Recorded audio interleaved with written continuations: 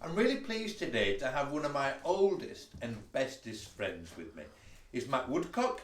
He started out in life as a bit of a laddo, got himself ordained as a pioneer minister. We'll find out about that in a minute. But today he's here with me. So welcome, Matthew. Hello, Robin. And I thought to say, today you're a bit of a serious celebrity in the church, aren't you?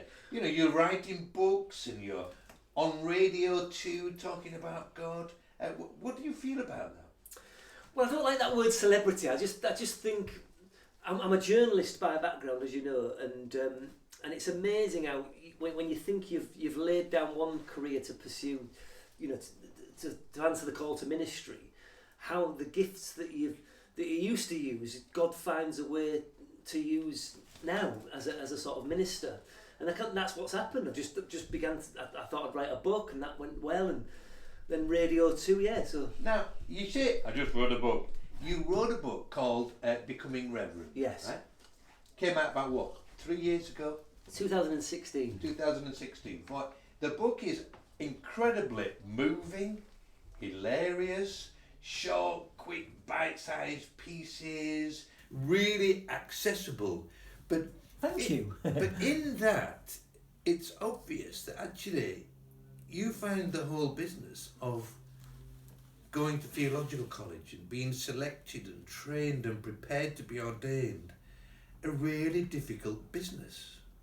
Yeah, and I still do in some ways. Having the dog collar around my neck feels so alien, and I always feel, and loads of people will feel this probably, but I've always felt like this square peg, and never want to fit in, and not got the same interests maybe as some of my colleagues, other people, and the only thing that's I feel has ever unified me with brothers and sisters in the church has been our love for Christ, and that's always been the one big unifying factor. But everything else, just I've always felt like a real distance from the sort of ways of the church, just as the culture of the church. You know, I often think that the Church of England is Radio 3 or Radio 4, and I've always felt like Sky Sports News and Galaxy FM kind of thing. So it's but you know, God makes room for everybody, doesn't he? And the church does. If I knew what Galaxy FM was, the last I looked, it would have had a chocolate. But never mind.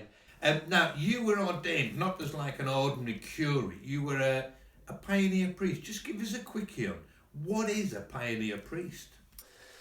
Good question. I think different pioneers will give different answers. I think for me, the Church of England gives me license to think differently. It gives me license to start where people are at, not necessarily where the church is at. So obviously, you know, for your more traditional vicars, ministers, you know, they have certain prerequisites that they have to do to keep church life moving and everything, you know, and you often don't have time to do the things that maybe you like to do, which is just to get out in the community more and think different ways of being church. So whoever, I think it was Rowan Williams, made this decision that he'd ordain certain types of people who don't start where the church is at, but you go and you find and you listen and you see where people are at. Well, I mean, this sounds very grand. You know, you went out into the world and one thing, but actually you went to an ancient, massive pile of stones, a parish church called Hullminster. Yeah. A really traditional place. Yeah. And there you had this incredible evangelistic ministry. Yeah. How did that work out? Well, I think it was called Holy Trinity at the time, and it was right in the city centre. You know, basically Hull's Cathedral, like it is now, it's Hullminster. But it was dying, and not many people going on a Sunday, hardly ever open.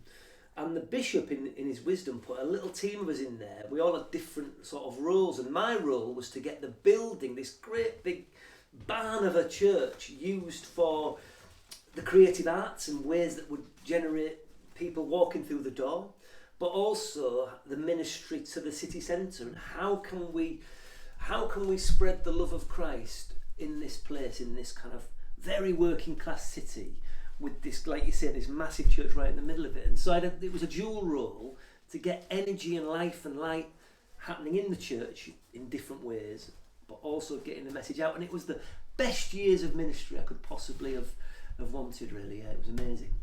You see, all the time I've known you, you seem to have this hunger, this passion, this drive to share the Christian faith with others. Well, it just drives me mad. I think it absolutely frustrates me beyond belief that the greatest thing that's ever happened to me in my heart and so many people that I know is like this thing that's hidden away to so many people, so many ordinary people, my mates, you know, the lads particularly, you know, working lads, working men. We have become so divorced from their world, their culture, and that's meant that Jesus has become so divorced from their world and their culture. And I think I've just made it my mission that wherever I am, I'm going to make sure at least they get a chance to explore it. See, when you say you have made it your mission, does that mean that you have got gifts and abilities that ordinary vicars and clergy don't have? Or do you think we could all be doing it?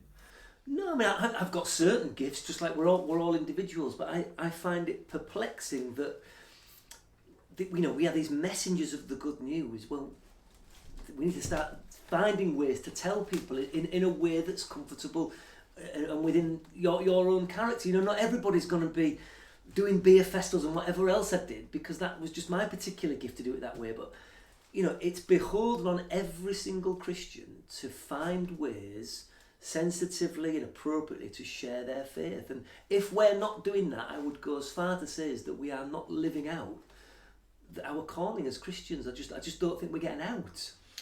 Now, if you talk about our calling, could you point to one or two things in Jesus where you clearly think he gives us this calling, he gives us this direction?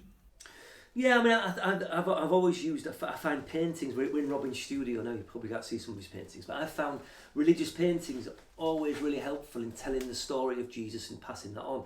And the calling of the first disciples has always been my go-to passage, really, because he reaches out, the first people he reaches out to is working blokes, the opposite of the kind of people you would think he would call first. And he takes them on this adventure, this journey, and he says, come and follow me, and they get on with it. Matt, you keep talking about blokes, and you keep talking about working class people in the north of England, but in the Church of England, let's be honest, it's a very middle class, it's a very well educated, it's quite a south of England institution. It is, and that's not going to change unless we take it seriously that it's become that. And I think one of, do you know what, I'm really hopeful. I'm beginning to see a sea change now. You know, even when I got ordained, 7-10 years ago, whatever that was, the situation was far bleaker in terms of being very south-centric, very middle class. But I think now we're seeing people take it really seriously, that we cannot be a church just for one type of person. It either works for Gareth the welder or it don't work. It's got to be for everybody. Now, the church we keep talking about, which we both love it from different angles, but it's a church in decline. Do you think it is possible to turn that round and see the church grow? Yeah, I wouldn't still be in the Church of England if I didn't think that.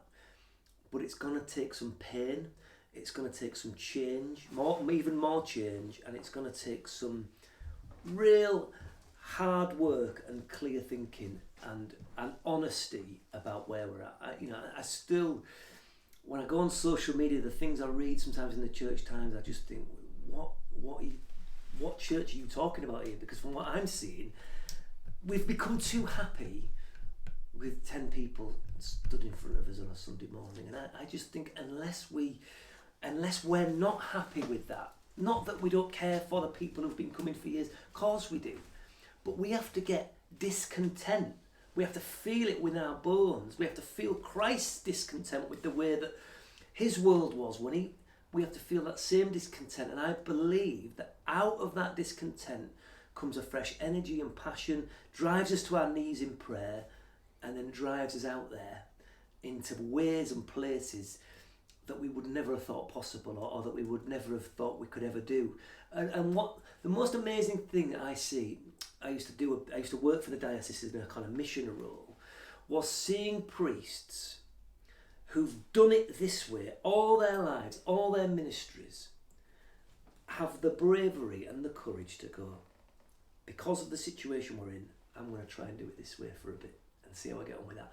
I just think, yes, we're not talking massive numbers, 1s and 2s, but they're willing to at least have a go a different way. And I just think they're the kind of people I want to be spending time with and learning from.